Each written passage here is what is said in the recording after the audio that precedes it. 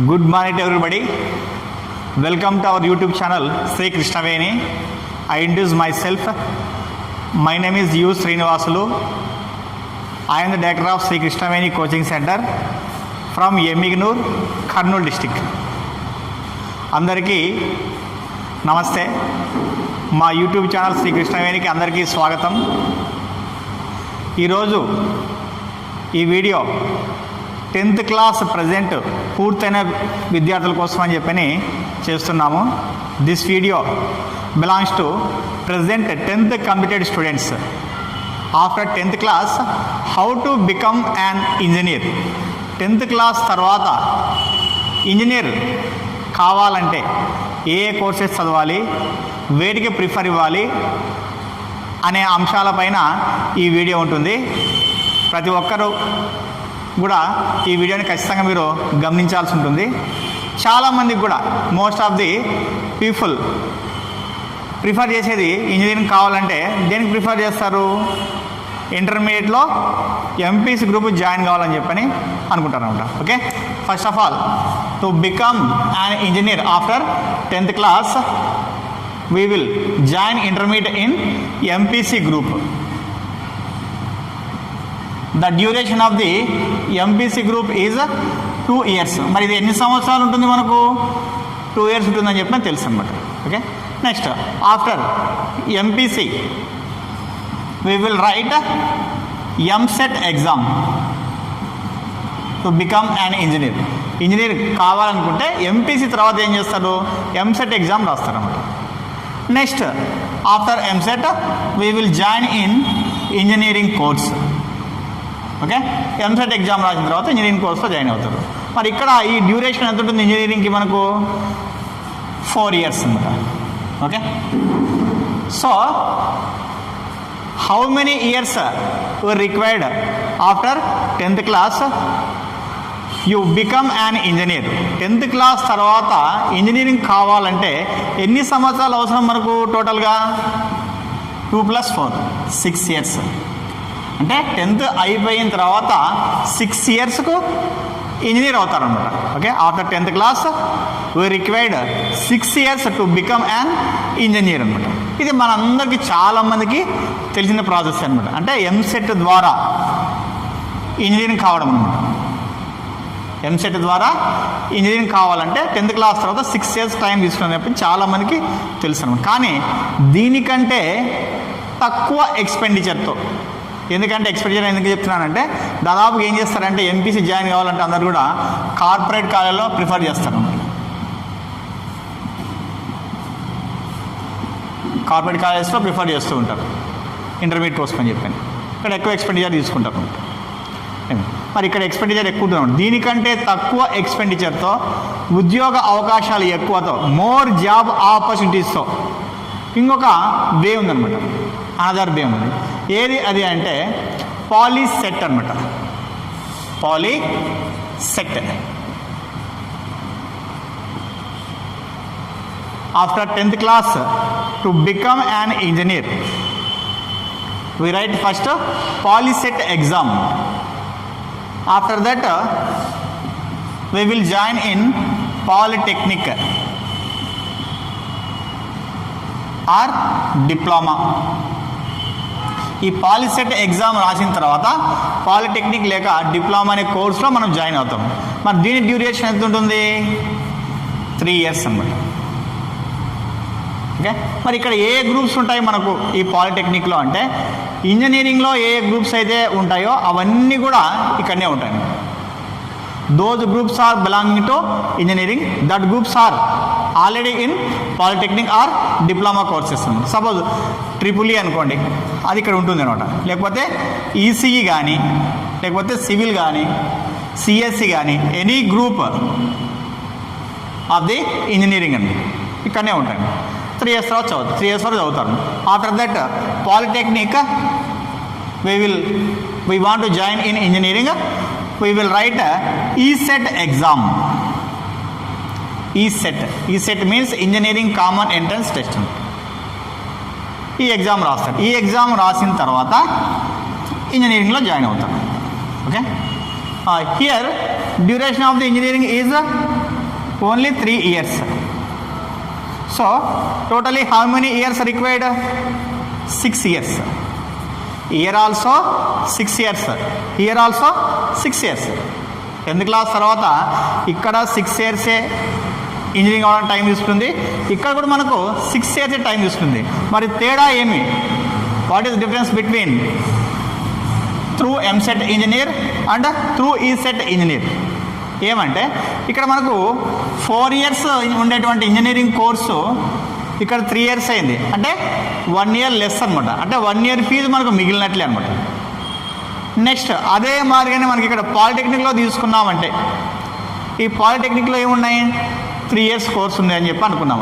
ఈ 3 yearsలో ఏముంటున్నాయి మనకు కోర్సెస్? ఇక్కడ ఇంజనీరింగ్ కోర్సెసే ఉంటున్నాయి. సో 10th class తర్వాత వెంటనే మనకి ఏమవుతుంది? ఇంజనీరింగ్ కోర్సెస్ కూడా వాడు చదువుతున్నాడు అనమాట. అంటే టోటల్గా ఇంజనీరింగ్ కోర్సెస్ ఎన్ని సంవత్సరాలు చదువుతాడు అంటే ఇక్కడ 3 years చదువుతాడు, మళ్ళీ ఇక్కడ 3 years చదువుతాడు. అంటే 6 years కంప్లీట్లీ ఈ గ్యాదర్డ్ టెక్నికల్ కోర్స్ నాలెడ్జ్ అనమాట. అంటే 6 years టోటల్గా అతను ఏం చేస్తాడంటే టెక్నికల్ నాలెడ్జ్ సంపాదించాడు. కానీ ఇక్కడ ఎన్ని సంవత్సరాలు గ్యాదర్ చేసుకుంటాడు టెక్నికల్ సబ్జెక్ట్ని అంటే ఓన్లీ 4 years. సో ఈ సెట్ ద్వారా వచ్చేటువంటి ఇంజనీర్కి ఎవరైనా కంపెనీ దగ్గరికి వెళ్ళినారంటే ప్రిఫరబుల్ ఎక్కువ ఉంటుంది, అదే నాలెడ్జ్ కూడా ఎక్కువ ఉంటుంది అనమాట. దానికోసమనే చాలామంది కూడా దీనికే ప్రిఫర్, సిటీస్లో ఎక్కువగా దీనికే ప్రిఫర్ చేస్తూ ఉంటారు. అంటే ఇక్కడ డ్యూరేషన్ వచ్చేసి మనకి ఇక్కడ 6 years ఉంటుంది, ఇక్కడ 6 years ఉంది.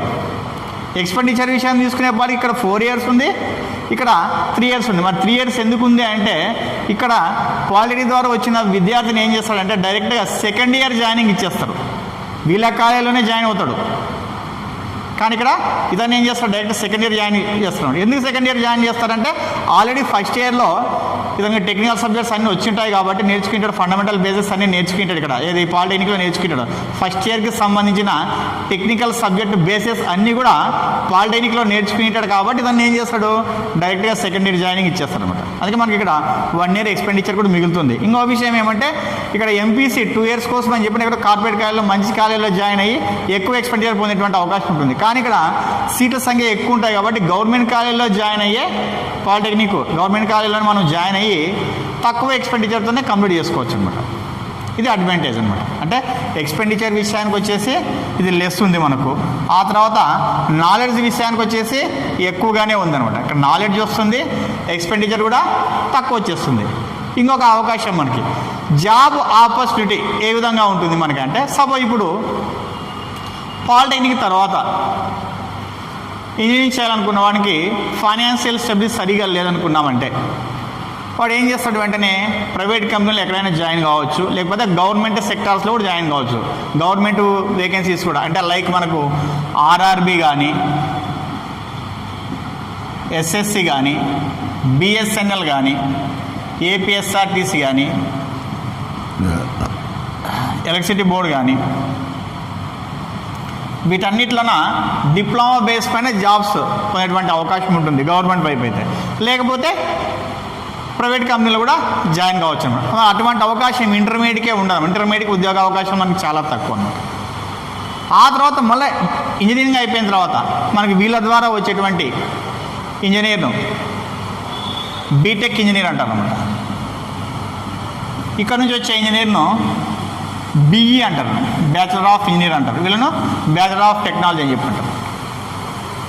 మరి ఎక్కడైనా కంపెనీ దగ్గరికి వెళ్ళినారంటే ఫస్ట్ ప్రిఫరెన్స్ ఎవరికి ఇస్తారంటే ఈ పాలిసెట్ ద్వారా అంటే ఈ సెట్ ద్వారా వచ్చేటువంటి ఇంజనీర్కి ఫస్ట్ ప్రిఫరెన్స్ ఇస్తారు, వీళ్ళకి ఇవ్వరు. ఎందుకంటే ఇక్కడ నాలెడ్జ్ బేస్ చేసుకున్నామంటే, టెక్నికల్ నాలెడ్జ్ బేస్ చేసుకున్నామంటే ఇతను 6 years టెక్నికల్ నాలెడ్జ్తో ఫుల్ఫిల్గా ఉంటాడు, ఇతను ఓన్లీ 4 years ఉంటాడు కాబట్టి వీళ్ళకే ప్రిఫరబుల్ ఇచ్చేటువంటి అవకాశం ఉంటుంది. అదేవిధంగా ఏవైనా గవర్నమెంట్ జాబ్స్కి సంబంధించినటువంటి కాంపిటేటివ్ ఎగ్జామ్స్ రాసేటప్పుడు కూడా ఎక్కువగా నాలెడ్జ్ వీళ్ళకే గ్యాదర్ అయి ఉంటుంది కాబట్టి వీళ్ళే ఉద్యోగ అవకాశాలు కొట్టేటువంటి ఛాన్స్ ఉంటుంది అన్నమాట. అందుకోసం అని చెప్పని దీనికంటే ఈ సెట్ ద్వారా అయినటువంటి ఇంజనీర్కే మీరు ప్రిఫర్ చేయడం చాలా బెస్ట్ ఆప్షన్ అనమాట.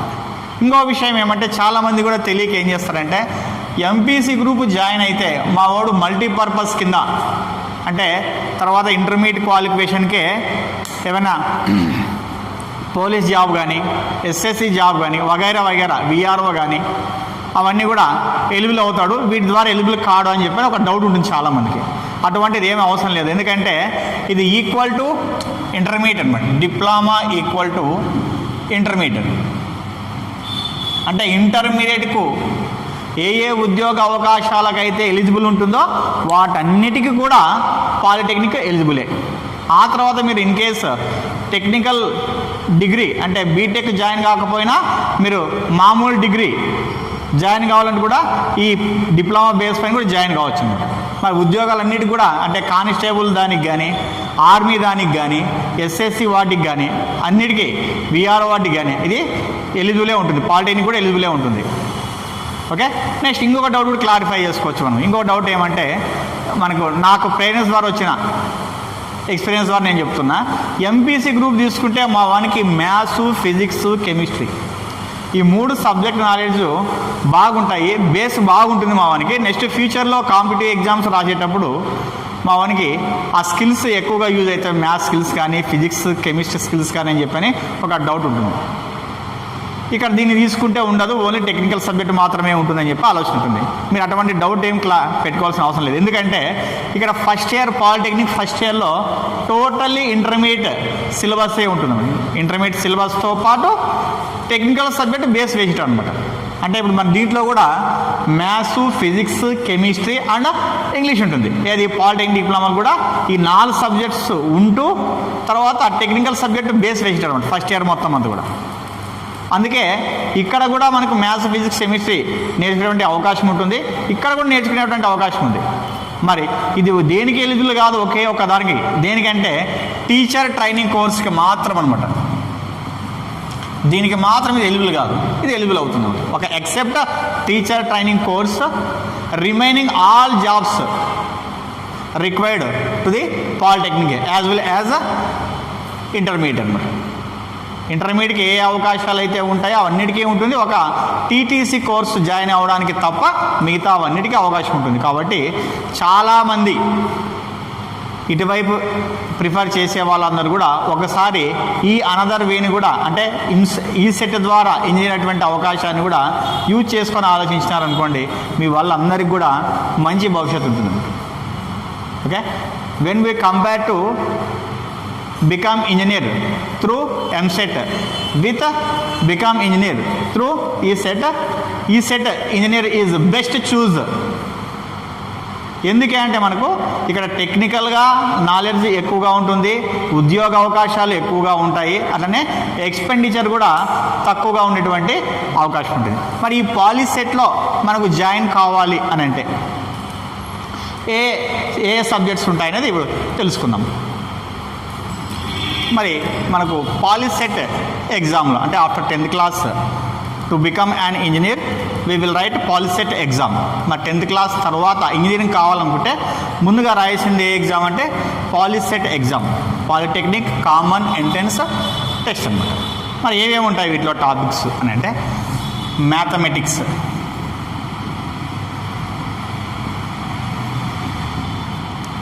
$60 bits, 60 marks. Physics and chemistry 60 bits, 60 marks. Totally how many questions are there? 120 questions, 120 marks. Required time is also 120 minutes. So each question required only 1 minute అంటే ప్రతి క్వశ్చన్ కూడా 1 నిమిషం మాత్రమే ఉంటుంది. అన్నీ కూడా ఆల్ క్వశ్చన్స్ కూడా మల్టిపుల్ చాయిస్ క్వశ్చన్సే ఉంటాయి.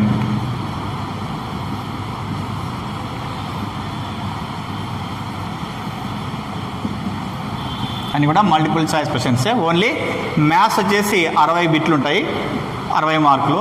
ఫిజిక్స్ 30 బిట్లు, కెమిస్ట్రీ 30 బిట్లు, మొత్తం అవి కూడా 60 అవుతాయి, 60 మార్కులు. టోటల్గా క్వశ్చన్ పేపర్లో 120 బిట్స్ ఉంటాయి, 120 మార్క్స్ ఉంటాయి. ప్రతి క్వశ్చన్కి కూడా 1 నిమిషం టైం మాత్రమే ఉంటుంది.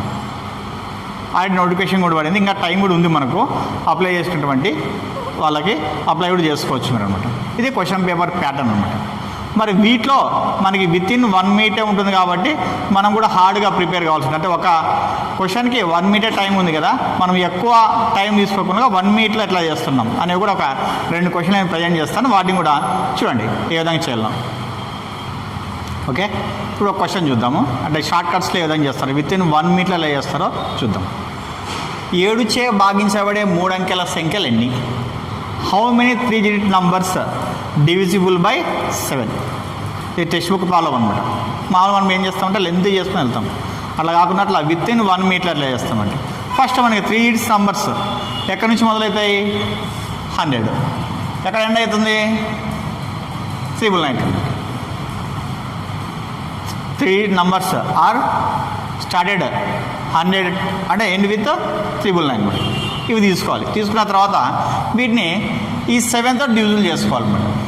7 100, 7 1 7, 3 0, 7 4 28, 2. Only you take only quotient. ఇక్కడ భాగఫలం మాత్రం తీసుకోవాలి మనం. ఏమి next 999, 7 1 7, 2 9. Next 7 4 28, 1 9. Next 7 2 14. Only we take quotient భాగఫలం మాత్రం 142. ఇప్పుడు వీటిని ఏం చేస్తామంటే క్వశ్చన్స్ని మైనస్ చేస్తాం అన్నమాట. అంటే భాగఫలాల్ని తీసివేస్తాం. అంటే 142 minus 14 how much? 128. So 128 3-digit numbers are divisible by 7 అనమాట. అంటే 7చే భాగించబడే 3 అంకెల సంఖ్యలు ఎన్ని ఉన్నాయి అంటే 128 ఉన్నాయని చెప్పుకోవచ్చు అనమాట. ఇది షార్ట్ కట్ మెథడ్ అనమాట. మామూలు లెంత్ ప్రాసెస్ ఉంది, మనందరికీ తెలిసిన విషయం ఇది. Okay, another question we observe in trigonometry chapter. మన ట్రిగ్నోమెట్రీ చాప్టర్ నుంచి ఇంకో క్వశ్చన్ తీసుకుంటాం మనకి. ఏ విధంగా చూడండి, √1 + cos θ / 1 - cos θ. దీన్ని మనం సింప్లిఫై చేసుకోవాలంటే ఏం చేస్తాము? మామూలుగా అయితే రేషనలైజ్ చేసుకుంటాం. మనం అక్కడనే ఏం చేస్తాం, ఆరాన్ని అక్కడనే ఏం చేస్తాము, రేషనలైజ్ అయితే డినామినేటర్ అంటాం. అట్లా కాకుండా అట్లా with in 1 minute short cut మెథడ్లో ఏ విధంగా చేస్తామంటే ఈ విధంగా రూట్లో కాస్ థీటాలు ఉన్నప్పుడు ఏం చేయాలంటే ఓన్లీ న్యూమరేటర్ని సైన్ థీటాతో డివిజన్ చేయాలన్నమాట. అంటే రూట్లో కాస్ థీటాలు ఉంటే లవాన్ని మాత్రము సైన్ థీటాతో భాగించాలన్నమాట. అంటే ఏ విధంగా 1 + cos θ / sin θ. సపోజ్ సైన్ థీటాలు ఉన్నాయనుకోండి రూట్లో, అప్పుడు ఏం చేయాలి మనము? కాస్ థీటాతో భాగించాలి. ఇప్పుడు ఏమొస్తుంది? ఇది 1/sin θ + cos θ / sin θ. నేను డివైడ్ చేసేసిన 1/sin θ + cos θ / sin θ. Okay, 1/sin θ means cosecant θ, cos θ / sin θ means cot θ. Okay, answer is over. అంటే ఇక్కడ మనకు ఏమొచ్చింది? ఇప్పుడు √1 + cos θ / sin θకి 1 + cos θ / 1 - cos θ ఈక్వల్ అయ్యేది మనకు cosecant θ + cot θ. అంటే without rationalize, with use short cut. మనకి ఈ విధంగా చేసుకోవచ్చు. ఇంకో ప్రాబ్లం చూద్దాం ఇప్పుడు వీటికి సంబంధించింది. మనకు √1 - sin θ / 1 + sin θ. ఏం చెప్తున్నారు? ఇప్పుడు సైన్ థీటాలు ఉన్నాయి కదా, ఇప్పుడు ఏం చేయొచ్చు మనము? కాస్ థీటాతో డివిజిబుల్ చేసుకోవచ్చు. అంటే డైరెక్ట్గా 1 - sin θ / cos θ. న్యూమరేటర్ ఏం చేయాలి? కాస్ థీటాతో భాగించాలి. ఏమొస్తుంది ఇప్పుడు? 1/cos θ మీన్స్ secant θ, మధ్యలో మైనస్ కాబట్టి మైనస్ వేస్తా. sin θ / cos θ means tan θ. అయిపోయింది. ఈ విధంగా మనకు షార్ట్ కట్స్లో మనం అన్నీ చేసుకుంటూ వెళ్ళవచ్చు. ఇంకో ప్రాబ్లం కూడా తీసుకుందాం. సపోజ్ ఇప్పుడు cos 1 degree, cos 2 degree, cos 3 degree etcetera cos 100 degrees అని ఇష్టం అనుకోండి. మనకి వాల్యూస్ ఇక్కడ 1 2 3 4 అని చెప్పని ఎక్సెట్రా 100 వరకు ఉన్నాయి degrees values.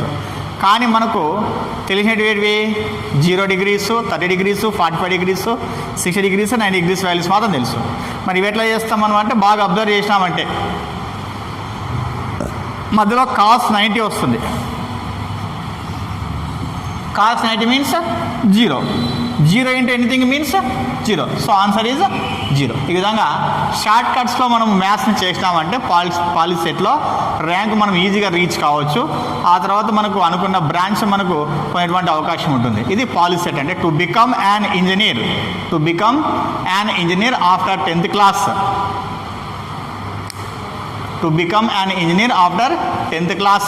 Most of the people prefer the MSET exam, but nowadays in cities prefer the ESET engineer. చాలామంది కూడా ఇప్పుడుండే సిచ్యువేషన్లో ఈ ఈసెట్ ఇంజనీర్కి ప్రిఫర్ చేస్తున్నారు. కాబట్టి ఈ విషయాన్ని